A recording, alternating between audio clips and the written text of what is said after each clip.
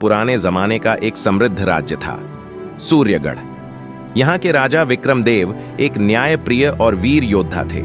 उनकी रानी मृणालिनी सुंदरता और समझदारी की मिसाल थी। राज्य में शांति और समृद्धि थी, लेकिन एक रहस्य था जो राजमहल की पुरानी तहखानों में छिपा हुआ था।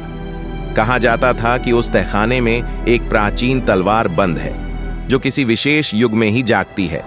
एक रात एक दर्द भरी चीख ने राजमहल के सन्नाटे को तोड़ दिया। सभी चौंक गए। प्रहरी ने बताया कि चीख तहखाने से आई थी। राजा ने तुरंत तहखाने की तलाशी लेने का आदेश दिया। वहां कुछ पुरानी दीवारों पर नए निशान मिले, जैसे किसी ने अभी अभी अंदर जाने की कोशिश की हो।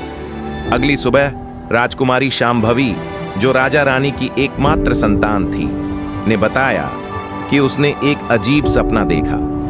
सपने में एक पुराना सैनिक उसे बुलाता है और कहता है, राज्य संकट में है, तुम्हें वीर बनकर इसे बचाना होगा। रानी मृणालिनी ने इस सपने को एक संकेत माना। उन्होंने अपने पुरखों की किताबें खोलकर उस तलवार और तहखाने के रहस्य के बारे में खोज शुरू की। तभी एक पुराना राजगुरु रुद्रायण, जो कुछ वर्षों से गायब था, अचानक महल लौट आया। उसने कहा, वक्त आ गया है जब सूर्यगढ़ अपने सच से दो चार होगा। राजा विक्रमदेव ने रुद्रायण से तलवार के बारे में पूछा। रुद्रायण ने बताया कि उस तलवार का नाम वंशनाश है, जो कभी एक विश्वासघाती के खून से रंगी हुई थी। उसे दोबारा जगाना है, लेकिन उसके लिए राज परिवार का खून चाहिए। इसी बीच एक गुप्त गुफा का पता चला, जो राजमहल के पीछे पहाड़ियों में छुपी थी। राजा ने अपने कुछ विश्वसनीय सैनिकों के साथ वहां जाने का फैसला किया, लेकिन जैसे ही वे वहां पहुंचे, एक धोखा उनका इंतजार कर रहा था।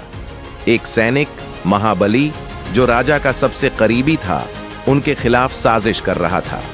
उसने राज्य के दुश्मन रंथाल के साथ हाथ मिला लिया था। महाबली ने राजा पर वार कर दिया। एक भयानक युद्ध छिड़ गया। रानी मृणालिनी और राजकुमारी शांभवी ने भी तलवार उठाई। राजकुमारी के अंदर एक अलग ही शक्ति जाग गई थी, जैसे वंशनाश ने उसे चुन लिया हो।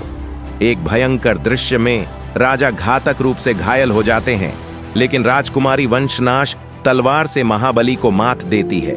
राजा विक्रमदेव अपनी अंतिम सांसें लेते हुए राजकुमारी से कहते हैं, शांभवी, तुम सूर्यगढ़ का भविष्य हो।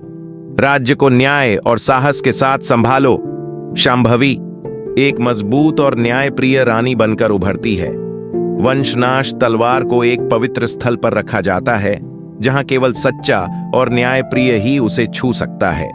और इस तरह सूर्यगढ़ एक नए युग में प्रवेश करता है।